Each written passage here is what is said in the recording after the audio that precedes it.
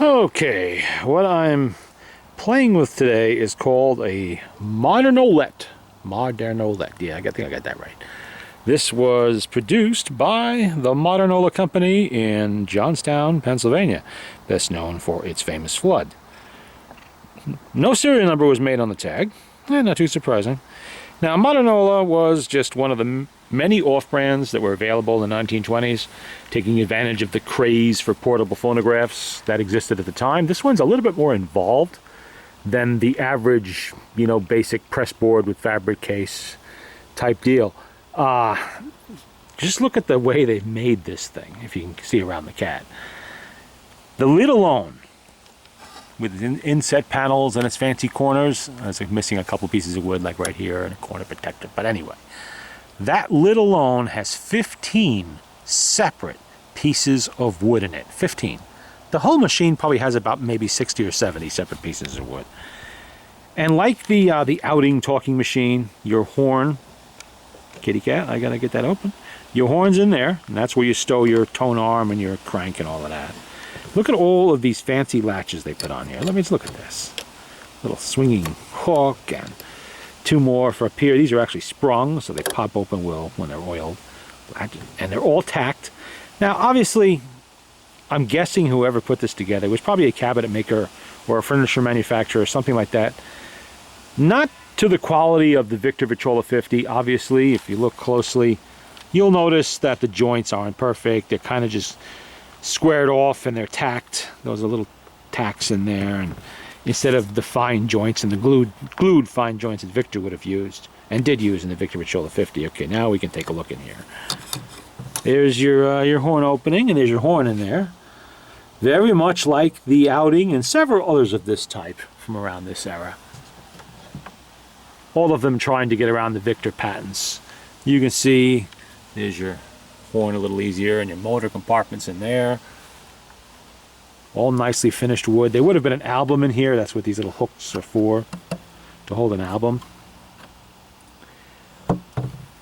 And it has your typical Heinemann style tone arm on there.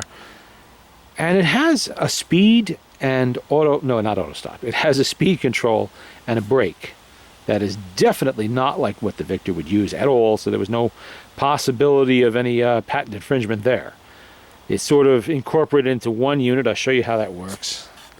Now the motor on here, I'm not sure who made this. I suspect it's Heinemann or one of the companies that became Heinemann or belonged to Heinemann. There were a number of them. I can make out the Brooklyn, New York. I can't tell what the rest of it says.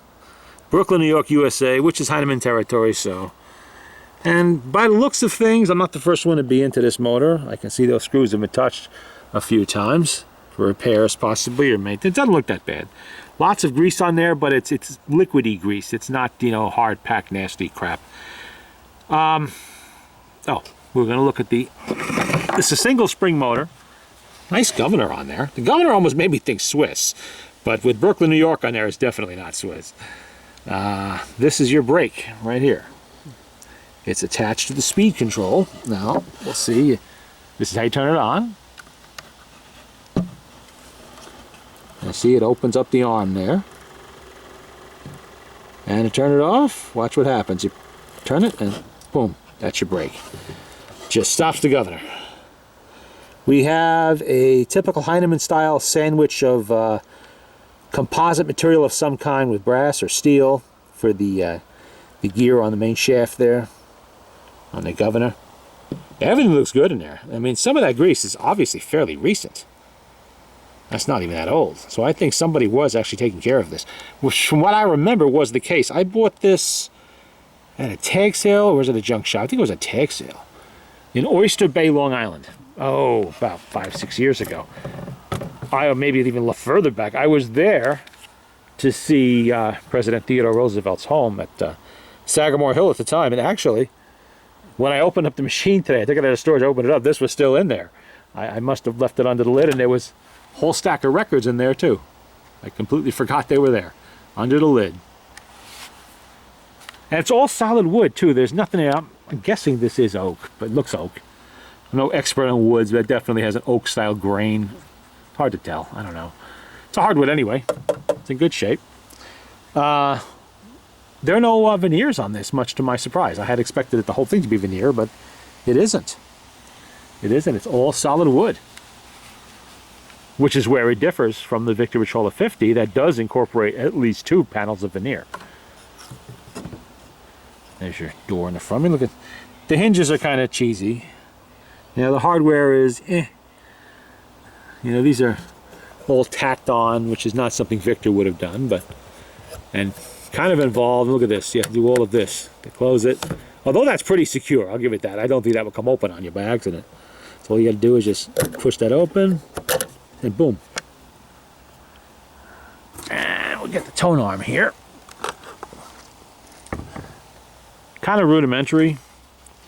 You know, even the outing is a bit more involved. Although this tone arm will allow you to play vertical and lateral cut records on here if you want to. Now look at this. Now you see this, somebody's definitely been playing with that, because that's wax in there, and that seal really doesn't look that old. So somebody's been in there doing stuff. I'll have to test that before I do anything to it. If you look at this, what do you see there? Wow, that needle bar's really canted off to the side, but there's a reason for that. This sits on the turntable like that. Now, when that needle is on the record, you can see it's straight. It's intended to be straight, not with the reproducer body, but with the tone arm. That's how it's designed. It's straight with the tone arm. Why they did that, don't really know, but that's how it was done. I guess for this design, for it to be able to swivel the other way, which I'm not going to try to do because you could break them doing that, and I don't need to play Edison records on this, you would have to have it at a certain angle. Maybe, I'm not really sure. In any case, it's in good shape by the look of things. I don't know why they used... Oh, you know what? I bet that those globs of beeswax are covering tiny corrosion holes in there. That's what I'm guessing. I've done similar things when I couldn't find a replacement for the diaphragm on you know, similar style machines with all aluminum diaphragms on them. It's a nice shape too for you know, with pot metal you never know. I mean, it's got a brass tube here, but these ends are pot metal, or maybe they're even machined aluminum. That's possible too. Won't be the first time I've seen that. Typical turntable, nothing surprising or different there. Let's turn it the other way.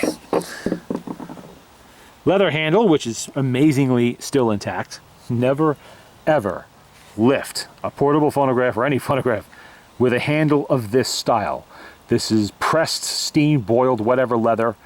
There's no metal under support in there. You see how badly cracked that is? That's just waiting to let go and crash your machine to the ground. Never, never, never pick up with a leather handle. You're safe with the HMV handles. You're safe with the Victor Victrola 50 or 35's metal handles. But leather handles, don't do that. Got a needle cup there. One thing I did notice, that with the turntable is actually a little bit too low and scraping a little bit here. The reason for that is that somebody, this probably had rubber washers between the motor and the turntable, and they were replaced, I don't know if this will show up, with some kind of, I don't know what that is, it's fabric of some kind, maybe it's a piece of carpet, I don't know. It's too thick. See, this back here is rather thin, but over here is too thick, pulling the front of the motor down to the point where it is scraping on the turntable. Turntable shaft's not high enough. It needs to go up a tiny little bit. So I'm going to put a Victor washer in there, you know, Victor fiber washer, felt washer in there, and raise that up a bit. See if that solves the problem. I think it will. And I'm going to play this machine before I do anything to it, because I was told back then that somebody had been taking care of it, that it had been being used. It was kind of an estate sale sort of thing, and whoever had it had been using it, taking care of it, you know, making sure it was maintained. So, and I've seen obvious evidence of that. So I'm going to see how it plays first before I start ripping it all to a million pieces. I want to see what's going on in there. But that's just a look at one of the many, many off-brands. You know, some of them are elaborate, like this one. Others were very rudimentary, very simple, you know, and kind of surprised about that motor. That's a a nice motor. It's pillar and plate, cast iron, or cast metal, cast iron actually. Generally not the sort of cheap motor I would expect to find in one of these. That's a big spring. That spring is easily slightly larger than the Victor Victrola 50 has. I can tell just by looking at the size of the barrel. It's a little bit bigger. So that's a bit elaborate for a portable machine, because right around this time they were figuring out that people really didn't want to spend a lot of money on a portable, and they wanted it to be light, easily transportable, very simple. You know, they were only going to use it for, you know, a half an hour in the field or whatever. They didn't want to have to spend a fortune to do that or have to hire someone to carry it. But there you go. There is a look at the Modernolette. Now I got to see if I can find a washer for that. And maybe later I'll play some of those records.